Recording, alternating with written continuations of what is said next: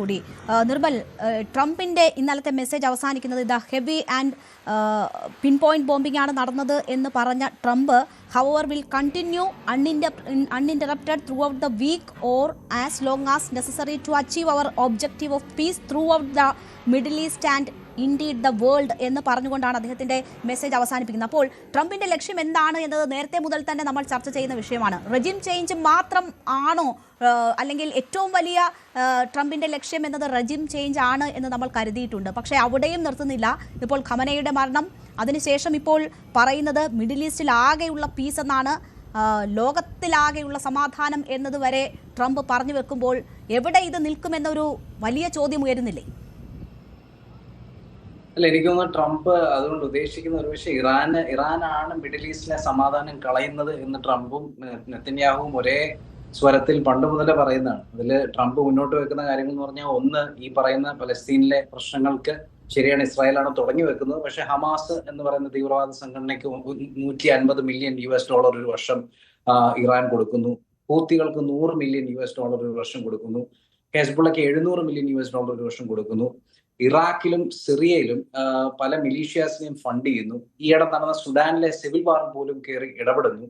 ഇങ്ങനെയൊക്കെ പറഞ്ഞത് മാത്രമല്ല, പണ്ടാണെങ്കിൽ സുന്നി ഷിയ സ്പ്ലിറ്റ് ഉണ്ടാക്കാൻ ശ്രമിച്ചു. ഇങ്ങനെ മുഴുവൻ മിഡിൽ ഈസ്റ്റിലും ശല്യക്കാരായി എല്ലാവർക്കും ദ്രോഹം മാത്രം ചെയ്യുന്ന ഒരു രാജ്യമായിട്ടാണ് ട്രംപ് ഇറാനെ ചിത്രീകരിക്കുന്നത്. അപ്പൊ അതുകൊണ്ട് അദ്ദേഹം ഉദ്ദേശിക്കുന്നത്, ഞാൻ മനസ്സിലാക്കുന്നത്, ഇറാന്റെ റെജീം മാറുമ്പോൾ, ഭരണകൂടം മാറുമ്പോഴത്തേക്കും നാച്ചുറലി ഈ പറയുന്ന എല്ലാ പ്രശ്നങ്ങൾക്കും സൊല്യൂഷനായി. ഭരണകൂടം മാറിക്കഴിഞ്ഞാൽ നാളെ ട്രംപ് പറഞ്ഞാൽ അനുസരിക്കുന്ന, ട്രംപ് പറയുന്ന പോലെ ചെയ്യുന്ന ഒരു ഭരണകൂടം വന്നു കഴിഞ്ഞാൽ ഈ പറയുന്ന നെഗോഷിയേഷന്റെ ആവശ്യം വരുന്നില്ല. അദ്ദേഹത്തിന്റെ ആവശ്യം അനുസരിച്ച് ബലിസ്റ്റിക് മിസൈൽ പ്രോഗ്രാമിന് തടസ്സമിടാം, അല്ലെങ്കിൽ ന്യൂക്ലിയർ എൻറിച്ച്മെന്റ് പ്രോഗ്രാം അവസാനിപ്പിക്കാം. അതേപോലെ തന്നെ ഹൂത്തികൾക്കും ഹമാസിനും ഹെസ്ബുള്ളയ്ക്കും അതുപോലുള്ള പ്രോക്സീസിനുള്ള സപ്പോർട്ട് അവസാനിപ്പിക്കാം. അതാവണം അദ്ദേഹം ഉദ്ദേശിക്കുന്നത്. പക്ഷെ ഇതിൻ്റെ അകത്ത് ഇറാൻ ചെയ്യുന്ന ഒരു തെറ്റ് എന്ന് ഞാൻ പറഞ്ഞു കഴിഞ്ഞാൽ, കാരണം ഇന്നലെ വരെ ഒരു ദിവസം സ്കൂളിലെ ആക്രമണത്തിന് ശേഷം പെട്ടെന്ന് സെന്റിമെന്റ് മാറിയിരുന്നു. പതിവിന് വിപരീതമായിട്ട് ഇന്ത്യ പോലും കുറച്ച് ന്യൂട്രൽ ആണെങ്കിലും ഒരല്പം കടുപ്പിച്ച ഭാഷയിൽ ഇന്ത്യ പോലും പറഞ്ഞു, അതായത് ഇത് അപലപനീയമാണ്, ഇങ്ങനെ നടക്കാൻ പാടില്ല, സോവർണിറ്റിയെ റെസ്പെക്ട് ചെയ്യണം എന്നൊക്കെ ഇന്ത്യ പോലും പറഞ്ഞു. ഫ്രാൻസ്, ജർമ്മനി, പല രാജ്യങ്ങളും മുന്നോട്ട് വന്നു. ഇന്നത് നേരെ തിരിഞ്ഞു വീണ്ടും. ഇറാൻ ചെയ്യുന്നതെന്ന് വെച്ച് കഴിഞ്ഞാൽ, അമേരിക്കയ്ക്ക് മേൽ സമ്മർദ്ദം ചെലുത്താനായിട്ട് കാളം പൂളം കണ്ണും അടച്ച് വെടിവെക്കുന്ന ഒരു അപ്രോച്ചിലോട്ട് പോയി. അവിടെയുള്ള പ്രശ്നം, ഇങ്ങനൊരു അപ്രോച്ച് ഒരിക്കലും അമേരിക്കയ്ക്കോ ഇസ്രായേലിനോ സമ്മർദ്ദം കൊണ്ടുവരുന്നില്ല എന്ന് അവർ മനസ്സിലാക്കുന്നില്ല. കാരണം 100 പേര് സ്കൂളിന്റെ ആക്രമണത്തിൽ മരിച്ചു എന്ന് പറഞ്ഞ് ഇസ്രായേൽ പറഞ്ഞു, അങ്ങനെ ഞങ്ങൾക്ക് അറിയത്ത് പോലും ഇല്ലാന്ന്. പക്ഷെ അങ്ങനെ നടന്നിട്ടുണ്ടെങ്കിൽ തന്നെ അതുകൊണ്ട് അമേരിക്കയോ ഇസ്രായേലോ നിർത്തുമെന്ന് എന്തിന് ഇറാൻ ചിന്തിക്കുന്നു? കാരണം കഴിഞ്ഞ 2.5 വർഷമായിട്ട് പലസ്തീനിൽ നടന്ന യുദ്ധത്തിൽ 70,000 ആളുകൾ മരിച്ചു വീഴുന്നത് നമ്മൾ കണ്ടതാണ്. 1,70,000 ആളുകൾക്ക് പരിക്ക് പറ്റിയത് കണ്ടാണ്. ലക്ഷക്കണക്കിന് ആളുകൾ പട്ടിണി കിടക്കുന്നത് കണ്ടാണ്. പക്ഷെ അവിടെ ഒന്നും സമ്മർദ്ദം തോന്നാത്ത ഇസ്രായേലിനോ അമേരിക്കയ്ക്കോ ഇപ്പൊ സമ്മർദ്ദം തോന്നാത്ത യാതൊരു ആവശ്യവുമില്ല. അവരിറങ്ങി തിരിച്ചു. ഇനിയിപ്പോ ഇലക്ഷന് മുന്നേ കിട്ടുന്ന ഏക അവസരമാണ്. സുപ്രീം ലീഡറിനെ വധിച്ചു. അപ്പൊ ഏതായാലും നനഞ്ഞു, ഇനി കുളിച്ചു കയറാം എന്ന മട്ടിൽ തന്നെ ആയിരിക്കും അമേരിക്കയും ഇസ്രായേലും മുന്നോട്ട് പോകുക. ഇവിടെ നിർമ്മൽ, താങ്കൾ സൂചിപ്പിച്ചു, ഈ GCC രാഷ്ട്രങ്ങൾക്ക് മേൽ ഇറാൻ നടത്തുന്ന ആക്രമണം വലിയ എതിർവികാരം ഉണ്ടാക്കിയിട്ടുണ്ട്. ഇന്നലെ ഒഴിവാക്കിയ ഒമാനിലെ ലക്ഷ്യമിട്ട് ഇന്ന് 2 ആക്രമണങ്ങൾ നടക്കുന്ന സാഹചര്യം വന്നു. GCC രാഷ്ട്രങ്ങൾ യോഗം ചേർന്ന് ഇതിനെ ശക്തമായി അപലപിക്കുന്ന സാഹചര്യം വന്നു. മേഖലയിൽ ഇറാൻ ഒറ്റപ്പെട്ട ഒരു സാഹചര്യമാണ് ഇപ്പോൾ ഉണ്ടായിട്ടുള്ളത്.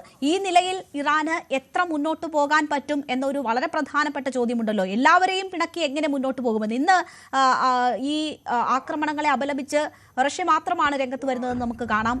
ചൈന ഉണ്ട്, പക്ഷേ എത്രമാത്രം ശക്തമായ ഇടപെടൽ അവരുടെ ഭാഗത്തു നിന്നും ഉണ്ടാകുമെന്ന് അറിയില്ല. കാരണം ഈ കടലിടുക്ക് അടച്ചതുൾപ്പെടെ ഇറാന്റെ ഭാഗത്തു നിന്നും ഉണ്ടാകുന്ന നടപടികൾ ഏറ്റവും അധികം ബാധിക്കുന്ന രാഷ്ട്രങ്ങളിലൊന്ന് ചൈനയാണ്. അപ്പോൾ ചൈനയ്ക്കും എത്രമാത്രം ആ വിഷയത്തിൽ അവർക്ക് ഒപ്പം നിൽക്കാൻ കഴിയുമെന്ന വലിയ ആശങ്കയുണ്ട്. അപ്പോൾ ഒറ്റയ്ക്ക് ഇറാൻ എത്രമാത്രം മുന്നോട്ട് പോകാൻ കഴിയും?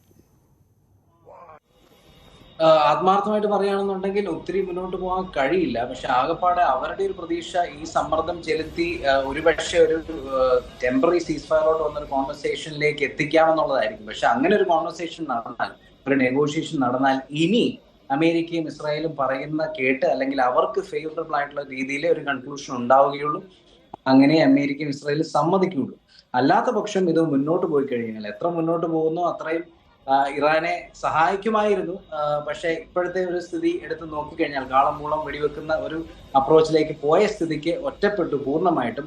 ഇനി നേരത്തെയും ഒറ്റപ്പെട്ട് തന്നെയാണ് നിൽക്കുന്നത്. ആരും ഇപ്പം ഈ പറയുന്ന റഷ്യയോ ചൈനയോ ടർക്കിയോ ഒന്നും മിലിറ്ററിലി ഒരിക്കലും ഇൻവോൾവ് ആകില്ല. ഒരു രാജ്യവും ലോകത്ത് അമേരിക്കയും ഇസ്രായേലും ഏറ്റെടുത്തിരിക്കുന്ന യുദ്ധത്തിന് പകരം നിൽക്കാനായിട്ട് ഇറാന്റെ ഒപ്പം നിൽക്കില്ല എന്നുള്ളത് 100% തീർച്ചയാണ്. അവരാകെ ചെയ്യുന്നത് ഇതിനെ അപലപിക്കുന്നു, സോവറിനിറ്റിയെ റെസ്പെക്ട് ചെയ്യണമെന്ന് ഇന്ത്യ പറഞ്ഞ പോലെ മറ്റ് രാജ്യങ്ങളും പറയും എന്നല്ലാതെ കാര്യമായിട്ടൊന്നും ചെയ്യാൻ ഇതിൻ്റെ അകത്ത് രാജ്യങ്ങൾക്ക് പറ്റില്ല എന്നുള്ളത്. അതുകൊണ്ട് നേരത്തെ തന്നെ ഒറ്റപ്പെട്ട് നിൽക്കുകയായിരുന്നു. ഇപ്പോൾ ഒരു പക്ഷേ ഒരല്പം വെറുക്കപ്പെട്ടുകൂടെ നിൽക്കുന്നു എന്നുള്ളൊരു അൺഫോർച്ചുനേറ്റ് സിറ്റുവേഷനിലാണ് ഇറാൻ.